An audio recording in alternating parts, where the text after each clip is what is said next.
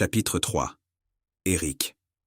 Elle est encore plus belle dans la vie que dans la mort. Il me faut quelques minutes pour rassembler mes pensées après que l'infirmière m'ait introduit dans la chambre. La scène est surréelle. Elle est là, devant moi, assise dans sa blouse blanche d'hôpital. Mais à cette image se superpose celle que j'ai gardée de notre rencontre.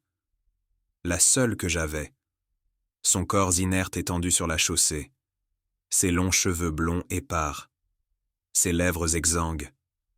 Mais là, maintenant, ses yeux changent tout. Ils effacent le souvenir morbide.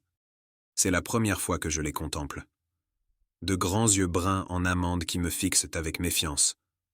J'ai l'habitude. Personne n'aime les flics. Je suis en civil pourtant. Son visage n'a plus rien du masque mortuaire que j'ai effleuré, il y a 3 jours de cela. Il a repris des couleurs, et quand ils sont animés, ses traits sont si expressifs. Elle doit faire une piètre menteuse, devine le flic en moi. « Bonjour », me salue-t-elle, d'une voix plus grave que je ne me l'imaginais. Et je dois me rendre à l'évidence, elle est on ne peut plus vivante. « Bonjour mademoiselle Johansson, je suis l'officier Sullivan, mais appelez-moi Eric s'il vous plaît. »« Que puis-je faire pour vous, officier ?»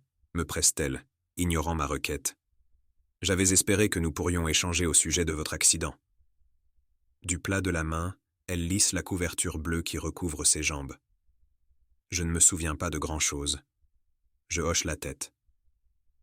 J'ai entendu dire que vous souffriez d'une commotion cérébrale. Vous m'en voyez désolé. Elle ne relève pas et continue à me fixer, une moue ennuyée aux lèvres. Elle est plus coriace qu'elle en a l'air.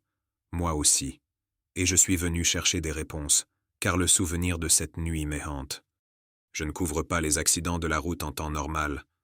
Mais à l'approche de Noël, toutes les équipes y sont encore plus en sous-effectif que d'habitude. Et le central fait avec ce qu'il a. Une troupe de badauds occupait déjà la scène quand j'étais arrivé. Un drap blanc avait été tiré sur son corps pour le soustraire aux yeux et au téléphone baladeur. Cela ne dérange plus personne de filmer la tragédie et d'en diffuser les images pour un petit shoot d'adrénaline et de voyeurisme malsain ou quelques j'aime sur Instagram. Les ambulanciers n'attendaient plus que moi pour emmener la dépouille, mais j'avais pris mon temps. Je ne suis pas fan de cadavres, surtout de ceux de jeunes femmes innocentes. Le vieux a toujours dit que j'étais trop sensible pour le métier. Souvent, je me dis qu'il a raison, ce con. J'avais donc commencé par interroger le mec qui avait appelé les secours. L'homme, un immigré libanais, tenait un snack à quelques pas de là. Il était encore sous le choc. Il n'avait pas vu la scène, mais il avait entendu le bruit de l'impact et surtout celui du corps retombant sur l'asphalte. Jamais je ne l'oublierai, m'avait-il confié, les yeux brillants. Le bruit, répétait-il en secouant la tête. Il avait immédiatement appelé les secours et était resté près de la victime jusqu'à ce qu'ils arrivent. Je lui avais demandé s'il avait essayé de lui prodiguer les premiers soins. Il avait de nouveau secoué la tête, en levant les mains au ciel. Elle ne respirait déjà plus quand je suis arrivé, s'était-il défendu. Les paramédicaux avaient confirmé ses dires. La jeune femme était morte sur le coup. Il n'avait trouvé aucun pouls quand il l'avait examinée. J'aurais pu m'en tenir là, attendre le rapport du légiste, mais je m'étais forcé à soulever le drap. Conscience professionnelle. Quel mal m'en avait pris. La vue de Néa, c'était son nom d'après les papiers dans son sac à main, m'avait coupé le souffle et le moral. Pas par sa beauté, évidente, mais par sa sérénité. J'avais beau ne pas les aimer, des Maccabées, j'en avais vu mon comptant. Désabîmés par des morts violentes, comme des surpris dans leur sommeil. Mais aucun comme elle. Même les papilles tout juste refroidies qu'il m'arrivait de croiser n'avaient pas l'air paisible que la jeune femme affichait. J'aurais même juré que les commissures de ses lèvres étaient relevées en l'ombre d'un sourire. Je me souviens avoir sorti ma lampe torche et l'avoir braquée sur son visage. Française disait son passeport. Ses traits trahissaient pourtant un mélange entre le nord et le sud. Ça lui donnait un côté exotique, un truc sur lequel on avait du mal à mettre le doigt. Ses hautes pommettes rougies par le froid et sa blondeur tirèrent du côté slave, sans pour autant lui conférer cette beauté glacée, typique des poupées russes. Ses lèvres pleines et ses taches de son m'évoquaient plutôt le soleil de la Méditerranée.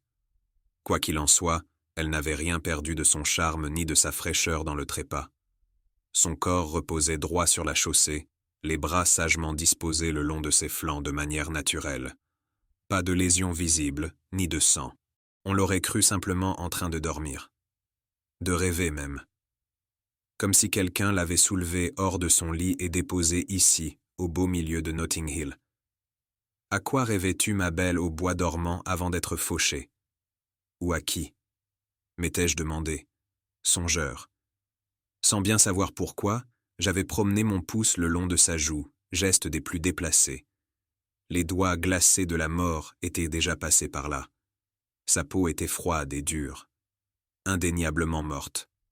Animé d'un espoir aussi ténu qu'insensé, j'avais quand même fait glisser mon index et mon majeur dans son cou. Aucun pouls. Cela m'avait curieusement abattu. Qu'est-ce qui ne va pas chez toi, mon vieux? On flash sur des cadavres maintenant. M'étais-je morigéné. Avec un soupir là, je l'avais recouverte à nouveau et fait signe au gars de l'emmener. Alors, par quel miracle se tenait-elle à présent devant moi?